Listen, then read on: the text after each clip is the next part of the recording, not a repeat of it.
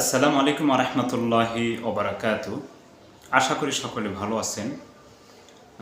হজরত ইবনে আব্বাস রদিয়াল্লাহু আনহুকে প্রশ্ন করা হলো, আমরা ঘর, দরজা, বাড়ি ইত্যাদি যদি প্রাণ বিশিষ্ট বস্তুর ভাস্কর্য দিয়ে না সাজাতে পারি, এটা যদি নিষিদ্ধ হয়, তাহলে সৌন্দর্য করার জন্য, সৌন্দর্য বৃদ্ধি করার জন্য কি দিয়ে সাজাতে পারি?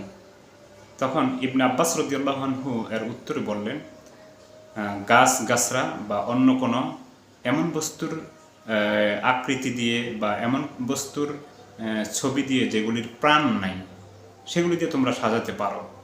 তো সুপ্রিয় দর্শক, ইসলামে ভাস্কর্য হারাম, মূর্তি হারাম, তৈরি করা হারাম, ঘরে রাখাও হারাম এবং নিষিদ্ধ। হাদিস আছে এগুলি যেখানে থাকবে সেখানে রহমতের ফেরেশতা আসে না, এটাই বাস্তব। আমাদের দেশে যে সরকার ক্ষমতায় আসেন, সেই সরকারই তার মনোনীত ব্যক্তির ভাস্কর্য তৈরি করে থাকেন। সেটা আমরা দেখে আসছি ছোটকাল থেকে। তো ভাস্কর্য যারই হোক, চাই বড় মানুষের অথবা ছোট মানুষের, চাই বিজ্ঞজনের অথবা প্রতীকের, যে কোনো ভাস্কর্য সেটা নিষিদ্ধ ইসলামে এবং হারাম। তো আমরা ঘর, বাড়ি, দোকানপাট ইত্যাদি সৌন্দর্য করার জন্য এবং ভালো দেখার জন্য গাছের আকৃতি তৈরি করতে পারি, বা কোনো পাহাড়, পর্বত, নদী, নালা, খালবিল এগুলির আকৃতি তৈরি করতে পারি, তৈরি করে সৌন্দর্য করতে পারি। সুপ্রিয় দর্শক, বিগত সরকার, আমলিক সরকার, তারা চলে গিয়েছে। এখন নতুন সরকার এসেছে। নতুন সরকার আসার পর শেখ মুজিবের ভাস্কর্য বিভিন্ন জায়গায় ভাঙ্গা হয়েছে এবং কোনো কোনো জায়গায় ভেঙ্গে এগুলাকে মাটির সাথে মিশিয়ে দেওয়া হয়েছে। সেটা অবশ্যই আমরা সমর্থন করি। চাই শেখ মুজিবের ভাস্কর্য হোক, অথবা জিয়াউর রহমানের ভাস্কর্য হোক, অথবা প্রেসিডেন্ট এরশাদের ভাস্কর্য হোক, অথবা বড় কোনো আলেমের ভাস্কর্য হোক, সেটাকে আমরা সমর্থন করি না। এটাকে মাটির সাথে ঘুরিয়ে দেখ, সেটাই আমরা চাই ইসলাম অনুযায়ী। তো কোনো কোনো জায়গায় দেখা যায় যে শেখ মুজিব রহমানের ভাস্কর্য তারা ভেঙ্গে সেখানে তার আদলে কোরআনের ভাস্কর্য তৈরি করেছেন।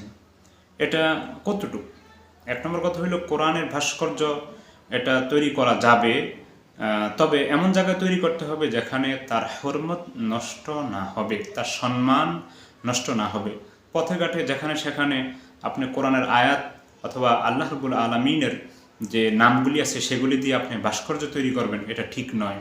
সেখানে কুকুরে পেশাব করতে পারে, অথবা পাখি ইত্যাদি এগুলি পায়খানা করতে পারে। অতএব এগুলি খেয়াল রাখতে হবে। আর একটা বিষয় হলো, আপনি আবেগের বশবর্তী হয়ে শেখ মুজিবের ভাস্কর্য ভেঙ্গে আপনি সেখানে কি করলেন? কোরআনের ভাস্কর্য তৈরি করলেন। দেখতে খুবই সুন্দর লাগে এবং খুবই আবেগী বিষয়। কিন্তু আপনি কি এটা সিকিউরিটি দিতে পারবেন যে কয়েকদিন পরে এটা ভেঙ্গে আবার অন্য কোনো দলের তাদের স্থপতির ভাস্কর্য বানানো হবে না, বা শেখ মুজিবেরটাও বা বানানো হবে না? অতএব আবেগের জায়গায় আবেগ রেখে ইসলামকে সেখানে ফিট করবেন না, ইসলামকে বিতর্কিত বানাবেন না। এই সমস্ত আবেগী কাজ করে, এটা অত্যন্ত দুঃখের বিষয়। সেখানে কোরআনের ভাস্কর্য না বানাইলে কি হতো, বা সেখানে যে বানানো হয়েছে এতেই কোনো কেউ বলতে পারবে সওয়াব হয়েছে অথবা দিনের কোনো বড় কাজ হয়েছে? বরং সেখানে ভুল বোঝাবুঝির মাধ্যমে কোরআনের হরমত নষ্ট হয়েছে, এটা আমি বলবো। কারণ যারা শেখ মুজিবকে ভালোবাসে এবং তার অনুকরণ করে, সেই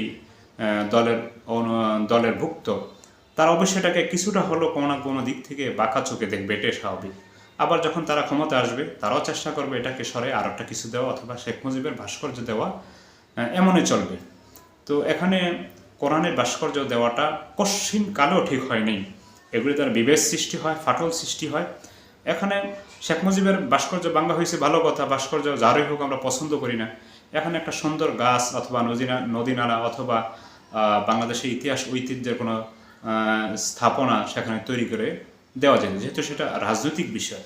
কিন্তু এভাবে কোরআনের ভাস্কর্য দেওয়া সেখানে কশিনকালও ঠিক হয়নি। হ্যাঁ, যদি শেখ মুজিবের ভাস্কর্য না ভেঙ্গে অন্য কোনো জায়গায় খুব সুন্দরভাবে এমনভাবে কোরআনের ভাস্কর্য দেওয়া যেত যেটার কোনো হরমত নষ্ট হবে না, পাখি পায়খানা করবে না, কুকুর বিড়াল ইত্যাদি সেখানে উঠবে না, তাহলে একটা কথা ছিল, তাহলে দেওয়া যেতে পারে। কিন্তু একটাকে সরে আরেকটা দেওয়া, আবার সেটা হচ্ছে অত্যন্ত স্পর্শকাতর কোরআনের ভাস্কর্য, এটা কখনো দেওয়া ঠিক হয় না।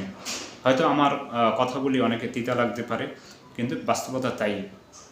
বিভেদ সৃষ্টি করবেন না, ফাটল সৃষ্টি করবেন না, এবং আবেগে কাজ করবেন না, বিবেকে কাজ করবেন। আপনারা কি মনে করছেন যে আওয়ামী লীগ চলে গেছে আর কখনো আওয়ামী লীগ আসবে না, অথবা বিএনপি চলে গেছে আর কখনো বিএনপি আসবে না, প্রেসিডেন্ট এরশাদের দল চলে গেছে আর কখনো আসবে না, এগুলিকে আপনি বলতে পারবেন, শিওর দিতে পারবেন? অবশ্যই না। অতএব আগে পরে ভবিষ্যৎ সব কিছু খেয়াল করেই কাজ করতে হবে। তবে বিতর্কিত জায়গার মধ্যে ইসলামকে কখনো ফিট করবেন না, ইসলামকে কলুষিত করবেন না এভাবে ব্যবহার করে। আশা করি আপনারা বিষয়টি বুঝতে পেরেছেন। আসসালামু আলাইকুম।